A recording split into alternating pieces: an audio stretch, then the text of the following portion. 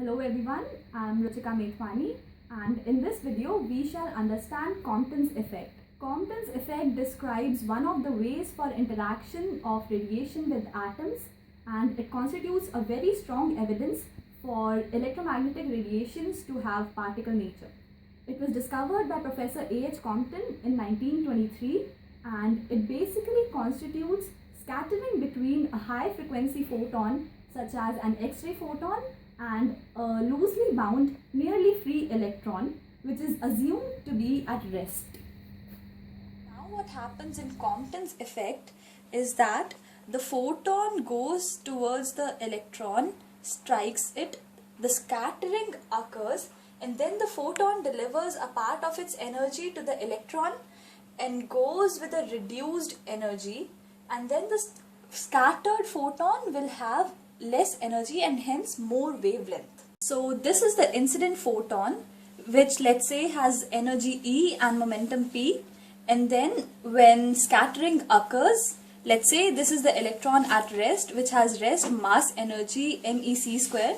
Then after scattering, the photon goes in a direction making angle theta with x direction, and then the scattered photon has energy say E dash and momentum say P dash, and the scattered electron, which makes angle phi with x direction, will have energy EE and momentum PE. So this is the geometry of Compton scattering.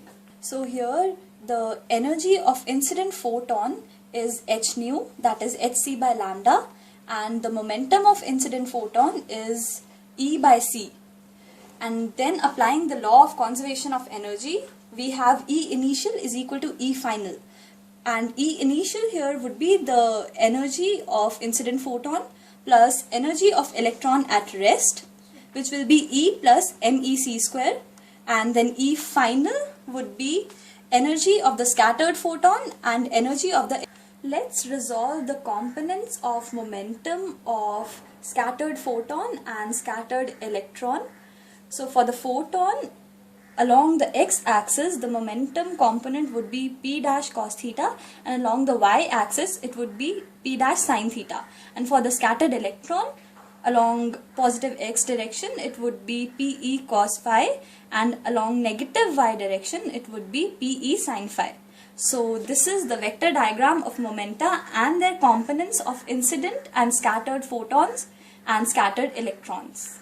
Now, applying the law of conservation of momentum along x direction, we have Px initial is equal to Px final, for which we will have P for initial momentum of photon plus 0 for initial momentum of electron, which is at rest, which will be equal to P dash cos theta plus Pe cos theta. Simplifying this, we will get Pe cos phi is equal to P minus P dash cos theta, which will be taken as equation 2.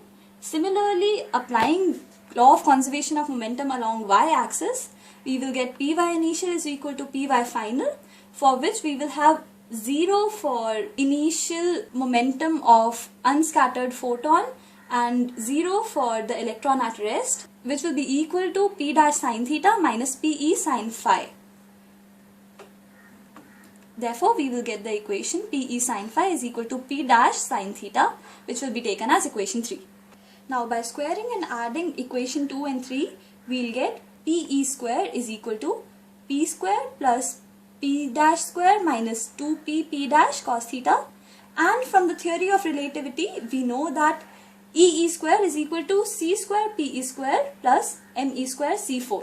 Now, substituting equation 1 in that equation, we'll substitute the energy of the electron and get this equation, which will be E plus MEc square minus E dash whole square is equal to C square P square plus P dash square minus 2P P dash cos theta plus Me square C to the power 4. And then on simplifying this equation, we finally get 2MEc square into E minus E dash is equal to 2E E dash into 1 minus cos theta. Then 2 and 2 will get cancelled, and on rearranging this equation, we'll finally get equation which is known as Compton's scattering formula.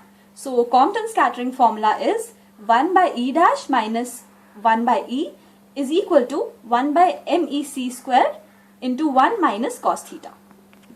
Now, since E is equal to hc by lambda and E dash is equal to hc by lambda dash, where lambda is the wavelength of incident photon and lambda dash is the wavelength of scattered photon, putting this in Compton's scattering formula, we'll get another form of Compton's scattering formula, which is lambda dash minus lambda is equal to h by MEC into 1 minus cos theta.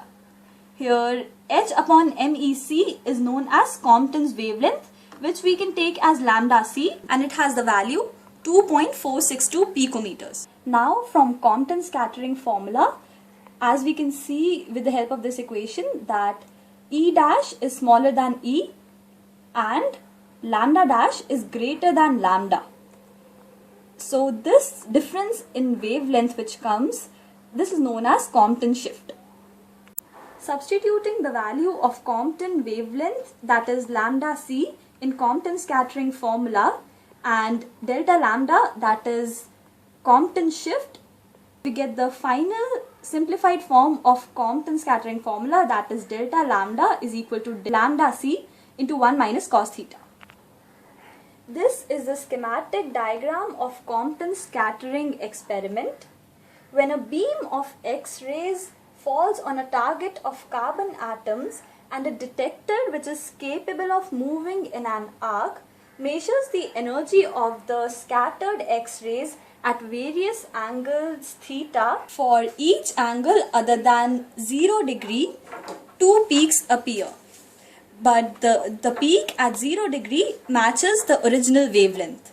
This peak corresponds to the photon that gets scattered from a tightly bound electron of atom, and hence the photon does not lose energy at all. However, there is another peak whose wavelength varies strongly with the angle as predicted by Compton formula. Compton repeated the experiment with gamma rays, and then it was found to have no change in the Compton shift. So the Compton shift does not depend on the incident wavelength. Hence, Compton's effect constitutes a very strong evidence for electromagnetic radiations to have particle nature. Thank you.